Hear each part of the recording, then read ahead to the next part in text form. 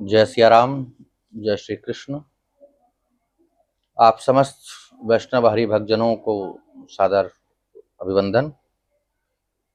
आज आप सभी के मध्य उपस्थिति है एक विवादित घटना को लेकर के, जो उत्तर प्रदेश के इटावा क्षेत्र में घटी है, जिसमें देखने सुनने में ये आया कि एक कथावाचक जिनको कहा जा रहा है, उनके साथ अभद्र व्यवहार किया जो आयोजक थे उन्होंने, और उनको अपमानित किया। ये मूल बात देखने सुनने में आ रही है। इस घटना पर गंभीरतापूर्वक विचार किया जाना चाहिए और इस घटना का पूर्व पक्ष और उत्तर पक्ष दोनों जानना समझना चाहिए। जहां तक हमने जाना, लोगों ने बताया, ये घटना है इटावा क्षेत्र के किसी गांव की, और वहां पर जो विवाद गरमाया हुआ है वो जातिवाद को लेकर के गरमाया है कि यादव जाति का वक्ता था और ब्राह्मण लोगों ने इस कारण से उसके साथ बदसलूकी की, अपमानित किया। ऐसा नहीं होना चाहिए था। उसमें कहने में आया है कि चोटी काटी गई, शिखा का छेदन किया गया, शिखा काट दी गई, चोटी काटी गई। यहाँ पर दो बातें हैं, और इन दोनों बातों में दोष दोनों पक्षों का समान रूप से है। प्रथम दृष्टया जो दोष है हमारी दृष्टि में, बड़ा जो दोष है हमारी दृष्टि में, वो आयोजकों का है, उस परिवार का है, उन लोगों का है जिन्होंने कार्यक्रम आयोजित किया। अब आप कहेंगे कि उनका दोष क्यों है? उनका दोष इसलिए है कि आपको पहले ही इस बात की जानकारी लेनी चाहिए कि वक्ता कौन है। बड़ी पीड़ा होती है हमको ये देख करके कि जो मुक्ति का ग्रंथ जिसको कहा गया है, जिसको पुराण सम्राट की संज्ञा प्राप्त की है, जिसको 18 पुराणों में सर्वोत्तम पुराण कहा गया है, जिसको श्रीमद कहकर के संबोधित किया गया है, अन्य पुराणों के साथ श्रीमद शब्द का प्रयोग नहीं है, केवल भागवत के लिए व्यास जी ने श्रीमद शब्द का प्रयोग किया है।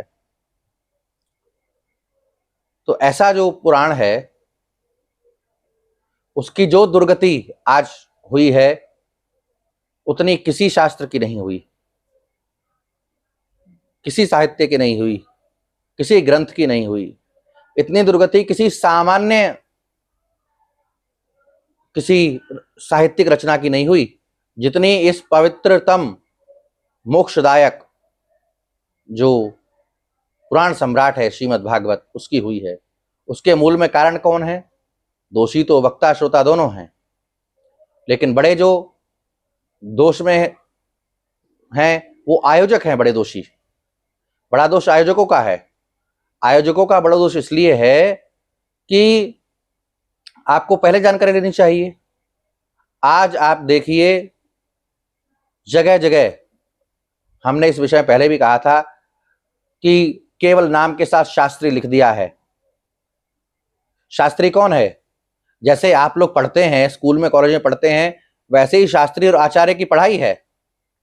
आचार्य और शास्त्री डिग्री है। एक सज्जन कह रहे थे कि लाल बहादुर शास्त्री भी अपने नाम के साथ शास्त्री लिखते थे। वो ऐसे नहीं लिखते थे। मूर्खतापूर्ण बात नहीं करनी चाहिए। लाल बहादुर शास्त्री ने शास्त्री किया था, पढ़ाई की थी शास्त्री की, तब उनको उपाधि शास्त्री की मिली थी। डिग्री है, उपाधि है। जैसे आप ग्रेजुएट हैं तो शास्त्री हैं, और आप पोस्ट ग्रेजुएट हैं तो आप आचार्य लिखने के अधिकारी हैं। अन्य विषयों में जो ग्रेजुएट पोस्ट ग्रेजुएट है वो संस्कृत विषयों में शास्त्री आचार्य है। मुंह उठा करके कहीं से भी आ गए, 4 छंद गाना आपने सीख लिया और नाम के साथ लिख दिया शास्त्री। अनाधिकारी लोग जब इस क्षेत्र में प्रवेश करेंगे तो इसका परिणाम यही होगा।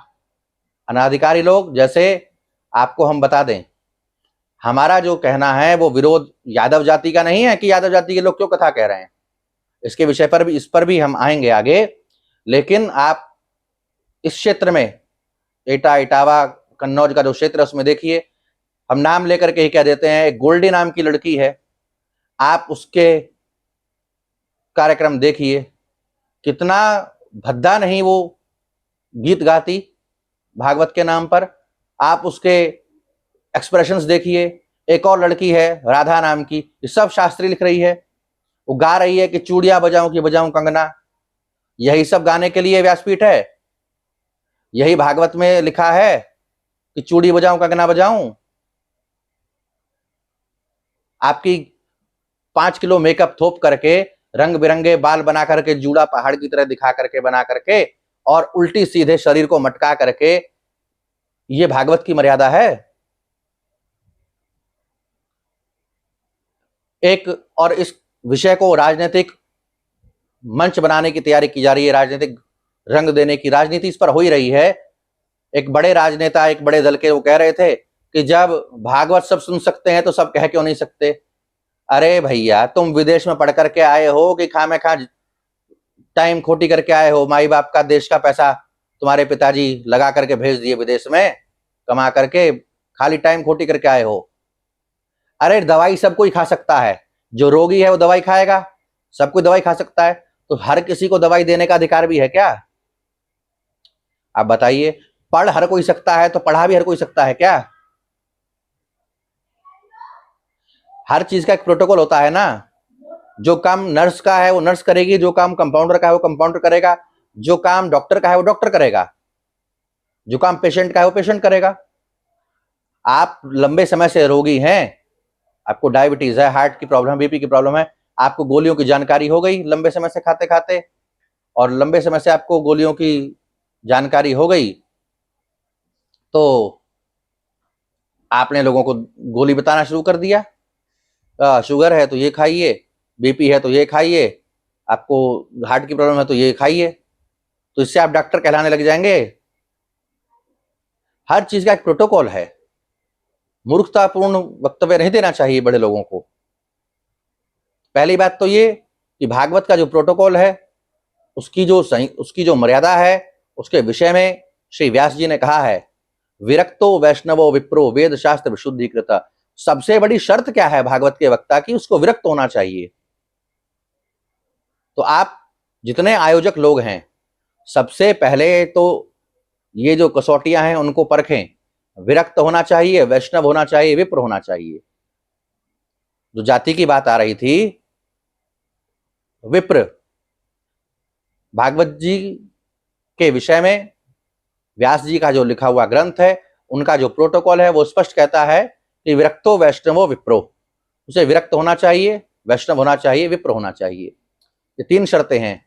विप्र तो अर्थात ब्राह्मण है। विरक्त, विरक्त का अर्थ है, सामान्य भाषा में बात करें तो जिसने संन्यास ग्रहण कर लिया है। संन्यास ग्रहण के पश्चात संन्यास की एक विधा है कि आपको अपने आप को संसार के लिए मृत घोषित करना पड़ता है। संसार हमारे लिए समाप्त है, हम संसार के लिए समाप्त हैं, अपना स्वयं का पिंडदान आदि करना पड़ता है। तो इसी के साथ आपकी जाति समाप्त हो जाती है, आपका वर्ण समाप्त हो जाता है। सन्यासी की न जाति है न वर्ण है, सन्यासी की कोई जाति और वर्ण नहीं होता। लेकिन यदि आप सन्यासी नहीं हैं तो आपको जाति व्यवस्था, वर्ण व्यवस्था का पालन करना पड़ेगा, मानना पड़ेगा, उसके अनुकूल चलना पड़ेगा, तब तो ठीक है। आप ना विरक्त हैं, आप ना वैष्णव हैं, और ना ही आप विप्र हैं। तो इस प्रोटोकॉल के तहत, व्यास जी के इस संविधान के तहत, श्री भागवत जी के वक्ता होने का अधिकार आपको नहीं है, किसी को भी नहीं है जो इस पर खरा नहीं उतरता। दूसरी बात, हम ये कहते हैं कि आयोजकों को का सरासर दोष है। आयोजकों को पहले पता करना चाहिए, परीक्षा लेनी चाहिए, कुछ प्रश्न करना चाहिए। तमाम जितने ये ढोलक चिमटा वाले घूम रहे हैं, ये गोदी में रख के जो पे पे पे पे बाजा बजाते रहते हैं, इनसे भागवत जी का प्रथम श्लोक पूछ लीजिए, व्याख्या कर दें तो। श्लोक का मूल संस्कृत का श्लोक ही सुना दें। भागवत का प्रथम श्लोक क्या है, 4 प्रश्न कीजिए, नानी याद आ जाएगी। बने हैं सब भागवत के वक्ता। पहली बात तो ये। दूसरी बात ये, जो व्यक्ति वहां व्यास रूप में पहुंचे, जो भी नाम उनका है, ये उनका दोष है कि जब आप उनका एक वीडियो हमने देखा, हमको दिखाया गया, उसमें कह रहे हैं हम तो महात्मा स्वरूप हैं। महात्मा स्वरूप ऐसे नहीं होगा कि लांग वाली धोती लगाएंगे, कुर्ता पहनेंगे, जैकेट पहनेंगे। महात्माओं के वेश ऐसे नहीं होते। महात्माओं का भी प्रोटोकॉल है ना, या तो भद्र रहिए, या दाढ़ी बाल दोनों रखिए, या पंचकेश कराइए। ये 3 विधाएं हैं, आप तीनों में से किसी में नहीं है, तो महात्मा स्वरूप कैसे हो गए? दूसरी बात, आप के साथ जो व्यवहार हुआ उसके लिए आप इसलिए दोषी हैं कि आप अपने नाम के साथ क्यों खिलवाड़ करें? आपका जो आधार कार्ड आदि, जो पहचान पत्र आदि मिला, उसमें आपका नाम के साथ जो व्यवस्था है वो मुकुटमणि, आपका नाम बताया जाए तो मुकुटमणि अग्निहोत्री, मुकुटमणि तिवारी, इस प्रकार की आपने पहचान क्यों बनाई? अपनी वास्तविक पहचान को छुपा करके और छद्म रूप से पहचान बना करके आपने एक कृत्य क्यों किया? तो ये घोर निंदनीय है, ये घोर श्लाघनीय है। तो इस प्रकार से आपको नहीं करना चाहिए था। लेकिन तब भी जो घटना घटी है उसमें भी चूंकि आप हिंदू हैं, आप सनातनी हैं, आप सनातन के एक अंग हैं, आपसे भूल हुई, तब भी जो आयोजक पक्ष है उसको आप शिखा का मुंडन करने का अधिकार नहीं था। शिखा का मुंडन करने का बिल्कुल कोई अधिकार नहीं है। उनको चाहिए था कि यदि आप से अनुकूलता नहीं बनी तो आपको विदा करके अपना किसी और वक्ता को बुलाते अथवा जो व्यवस्था होती उसको करवाते। लेकिन किसी भी, हम दोनों ही बात कह रहे हैं कि भागवत के जो वक्ता का चयन हो वो भागवत के प्रोटोकॉल के संविधान के अनुसार हो। और दूसरी बात, जो